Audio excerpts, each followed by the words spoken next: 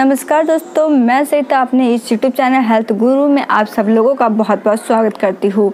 दोस्तों, आज मैं इस वीडियो में आप सब लोगों को कोरोना वायरस से बचने के लिए बहुत ही आसान टिप्स बताऊंगी। दोस्तों, ये जो टिप्स है ये जाने माने प्रसिद्ध डॉक्टर द्वारा मुझे प्राप्त हुई है, तो ये जानकारी मैं आप सब लोगों से शेयर कर रही हूँ ताकि आप भी कोरोना वायरस के इस संक्रमण से बच सके। दोस्तों, अभी तक जिन लोगों ने हमारे इस चैनल को सब्सक्राइब नहीं किया, सबसे पहले वो हमारे इस चैनल को सब्सक्राइब कर ले और साथ ही घंटे के निशान को दबाना बिल्कुल ना भूलें ताकि हमारी कोई भी नई वीडियो की नोटिफिकेशन मिले आपको सबसे पहले। और ज़्यादा से ज़्यादा यदि आपको ये जानकारी पसंद आए तो आप ज़्यादा से ज़्यादा लोगों को शेयर करें ताकि वो भी कोरोना वायरस के इस संक्रमण से बच सके। दोस्तों, आपने तो एक कहावत सुनी ही होगी, सावधानी हटी और दुर्घटना घटी। आज के ज़माने यानी आज इस महामारी के दौर में ये कहावत बिल्कुल सटीक बैठती है। यदि हमने असावधानी की यानी हमने लापरवाही की तो हमारे साथ दुर्घटना जरूर घटेगी और इसका भुगतान हमें और हमारी फैमिली को करना पड़ेगा। हमारी लापरवाही की वजह से हम एक बहुत भयानक संकट में आ सकते हैं। दोस्तों, आज के हालात ऐसे हैं कि हॉस्पिटल में जगह तक नहीं है। भगवान न करे आपको या आपके परिवार में किसी को भी कोरोना वायरस का ये संक्रमण हो जाता है तो इसका भुगतान कितना भयानक होगा इसकी कल्पना भी आप नहीं कर सकते। सोच लीजिए, यदि आपके किसी अपने या आपके बच्चे को हो जाती या आपको हो जाता तो इसकी क्या कल्पना हो सकती है, ये आपको सोच के भी डर लगेगा।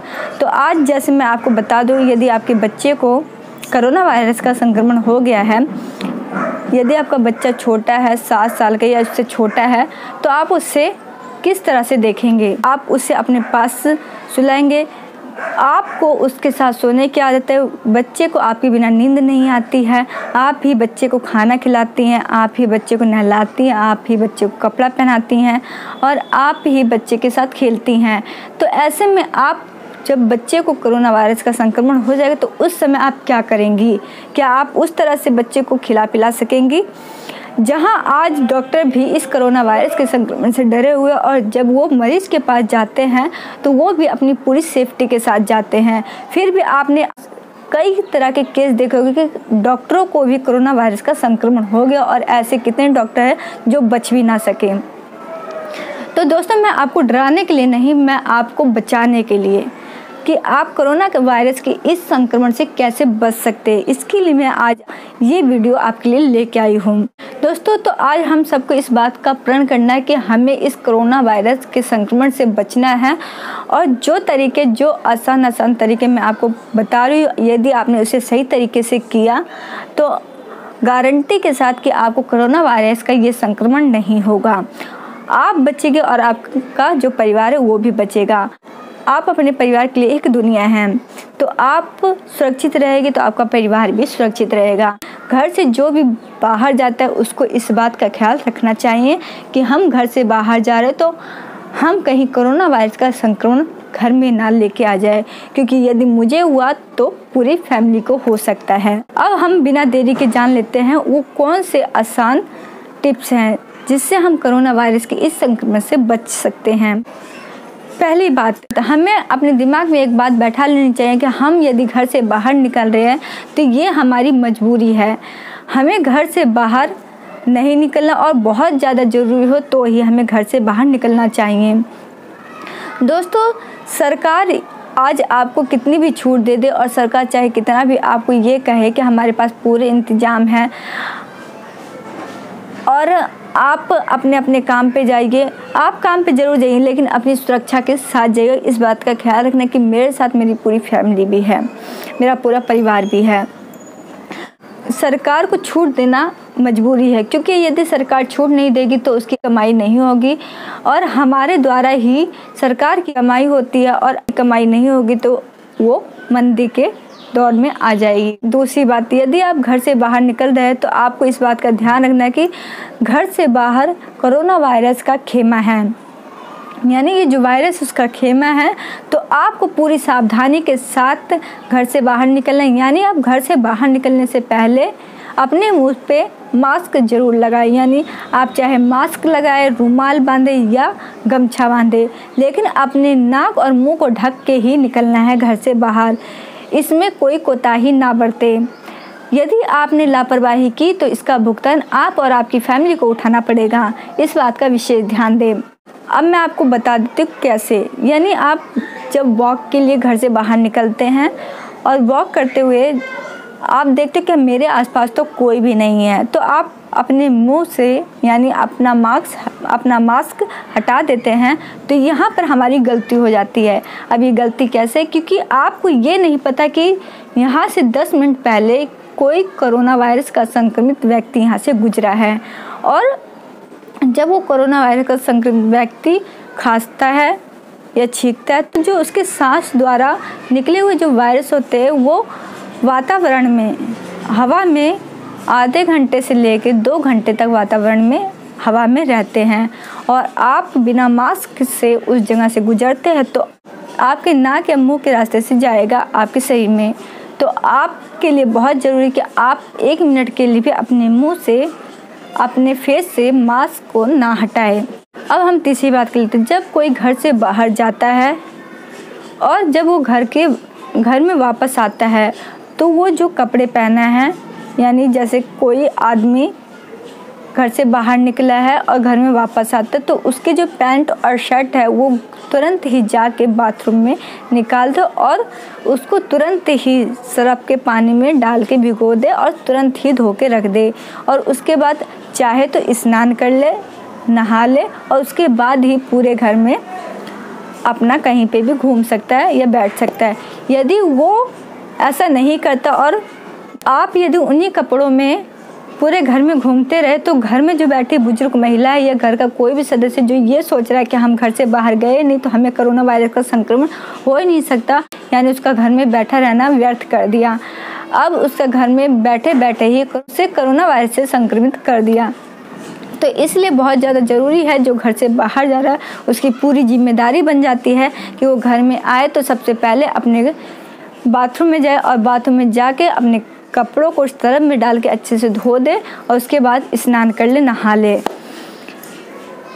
ऐसा करेंगे तो आप कोरोना वायरस के इस संक्रमण से बच सकेंगे।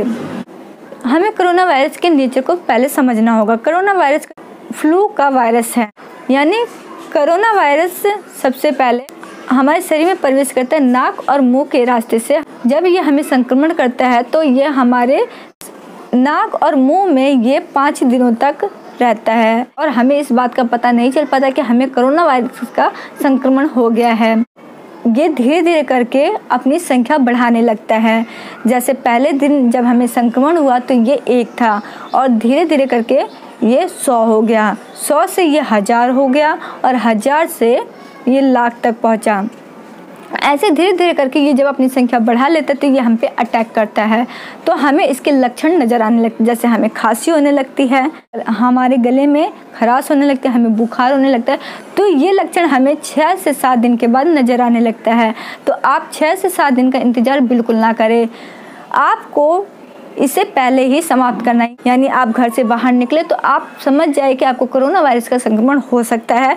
इसके लिए आपको सबसे पहले ज़रूरी है जब आप घर में आए और जब आप नहा धो लिए तो उसके बाद ही आपको पानी पीना है तो आप गर्म पानी पिए। आपको रोज़ाना सुबह आपको उठना है और गर्म पानी करके, जैसे आप चाय पीते सिप सिप करके, उसी तरह से आपको गर्म पानी पीना और फिर शाम को फिर से आपको गर्म पानी, यानी सुबह और शाम आपको गर्म पानी सिप सिप करके पीना है। मैं आपको बता दूं कि जब हमें कोरोना वायरस हम पे अटैक करता तो हमें पता नहीं चलता कि कोरोना वायरस ने हम पे अटैक किया है और हम कोरोना वायरस से संक्रमित हो गए हैं। तो आपको पता तो चलेगा नहीं और आप 6 से 7 दिन का इंतज़ार बिल्कुल ना करें। इससे पहले ही हमें रोज़ाना नियम बना लेना चाहिए कि हमें गर्म पानी पीना चाहिए, रोज़ सुबह उठ के सिप सिप करके पीना है। और आपको बता दूँ कि जो कोरोना वायरस की जो पकड़ होती है, जैसे हम पे अटैक किया आज, तो उसकी जो पकड़ होती है पहले दिन से वो बहुत ढीली होती है, बहुत कमज़ोर होती है। तो जब हम गर्म पानी पीते हैं तो वो जब हम सिप सिप करके गर्म पानी पीते हैं तो वो जो कोरोना वायरस है ना वो हमारे पेट में चला जाता है और जिससे कि वो पेट में जाके पेट के एसिड से मर जाता है। तो इसीलिए इसकी संख्या ना बढ़े, आप इस बात का इंतज़ार बिल्कुल ना करें। दोस्तों, ये वायरस मुंह से गले में उतरता है। इस वायरस को गले में समाप्त करने के लिए आपको गरारा करना बहुत ज़रूरी है। अब गरारा करने के लिए आपको क्या करना है कि आपको पानी गर्म करना है। पानी गर्म करने के बाद उसमें चुटकी भर हल्दी और चुटकी भर आपको सेंधा नमक मिला के आपको इस गरम पानी से गरारा करना है और आपको रात को सोने से पहले ज़रूर करना। और जब आप गरारा कर ले तो उसके बाद आपको खाना नहीं है कुछ भी और सीधा आपको जाके सो जाना है। तो ये नियम हो जाना चाहिए कि सोते समय आपको रोज़ाना गरारा करना है।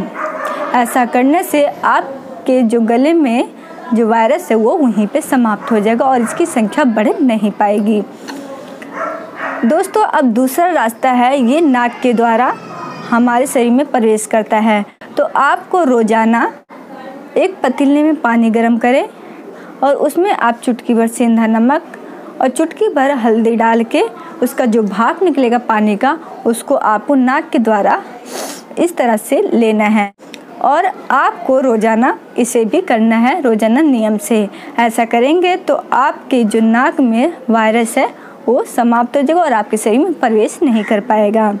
दोस्तों, अब हम बात कर लेते हैं कि आपको ऐसी कौन सी चीज़ें खानी ज़्यादा ज़रूरी है जिससे कि आपकी रोग प्रतिरोधक क्षमता बढ़े। तो इसके लिए आपको बादाम या आप काजू खाते उसको आपको नहीं खाना, क्योंकि यदि आप बादाम या काजू खाते हैं तो गर्मी का मौसम तो वैसे भी चल रहा है और ये तासीर में गर्म भी होती है, इसे खाने से आपका पेट खराब हो सकता है। इसलिए आप काजू और बादाम ना खाएं।